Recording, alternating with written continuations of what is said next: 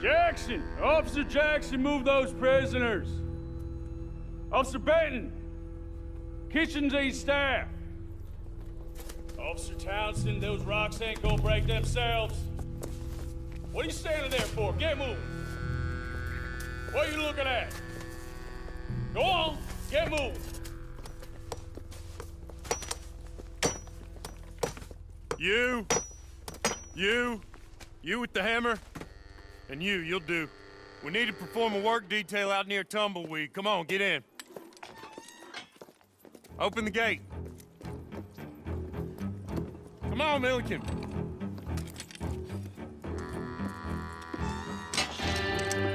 Yeah!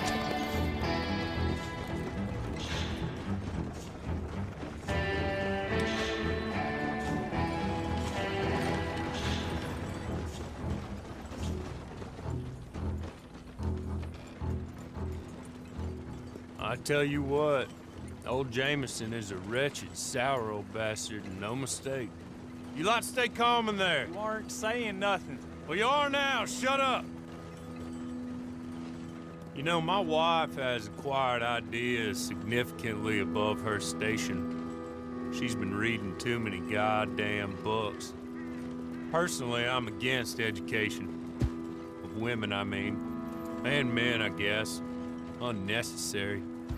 Doesn't add much to the world. Education.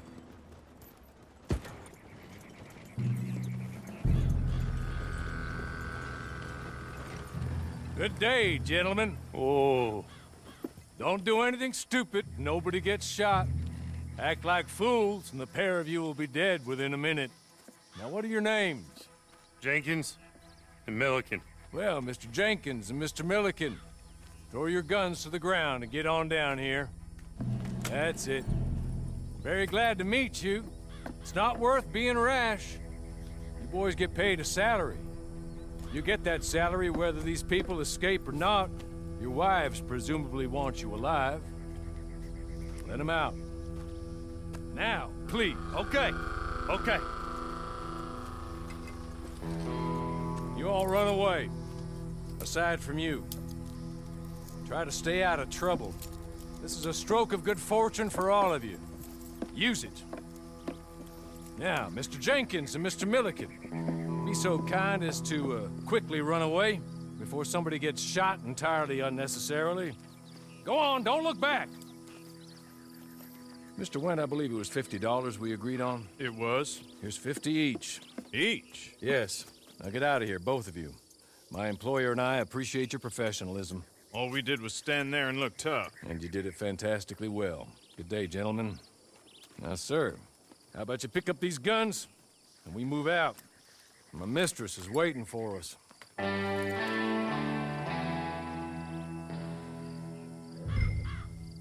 Come along. And you better get on this horse.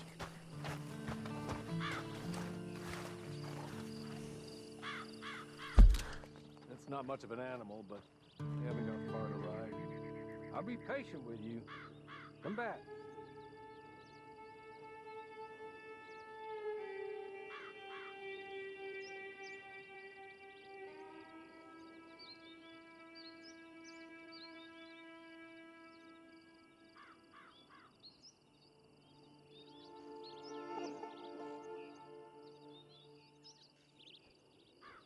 Come back here and get this horse.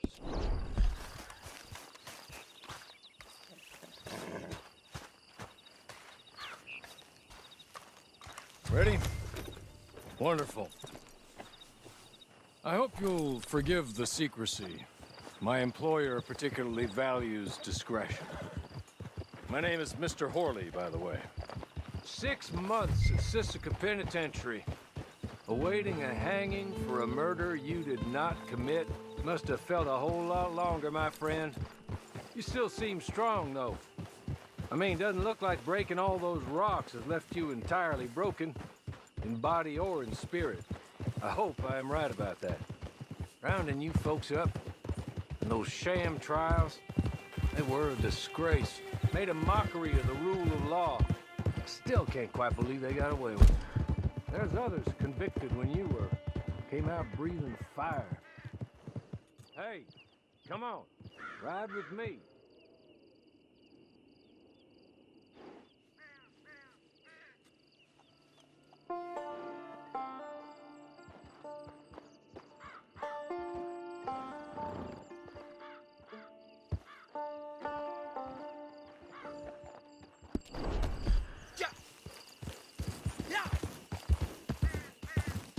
Can we go now?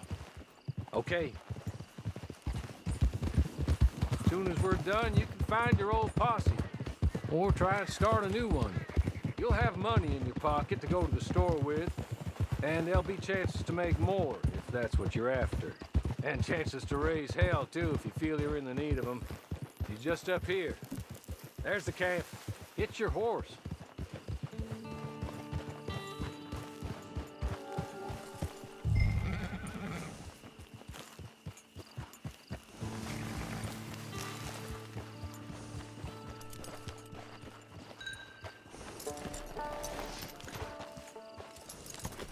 Tie it here. This way. She's anxious to meet you.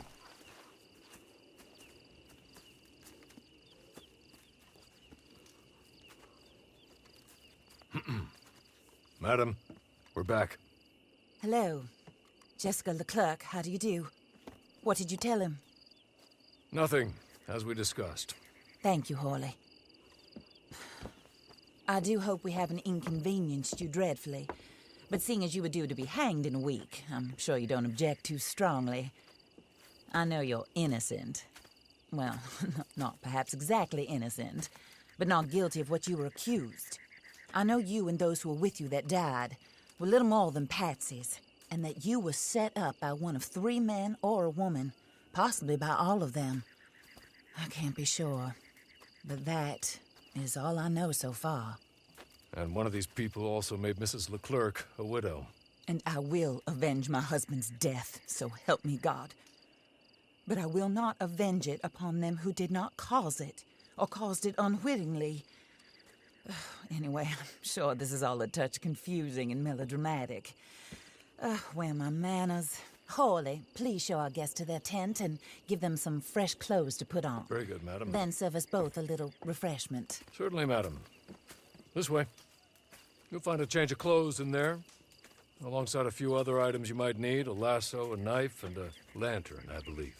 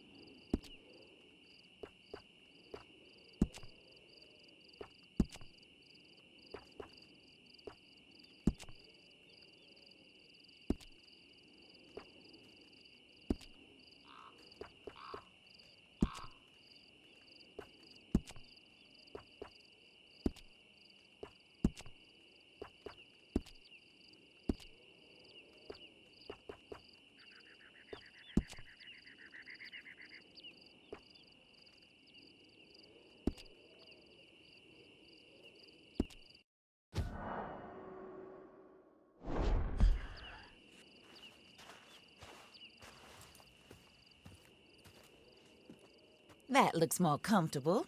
Hawley, Here, madam. your very good health.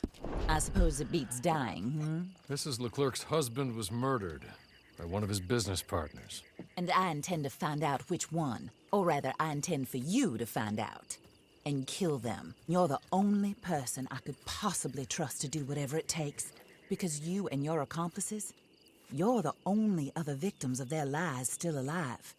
You see, you walked into the town at approximately the same time my husband was shot in the back, but by another gun, firing different bullets to those you possessed when you were arrested. These bullets, this was their mistake. You were rounded up and sentenced to death, all because you came to town and didn't talk too much and seemed like you were nasty.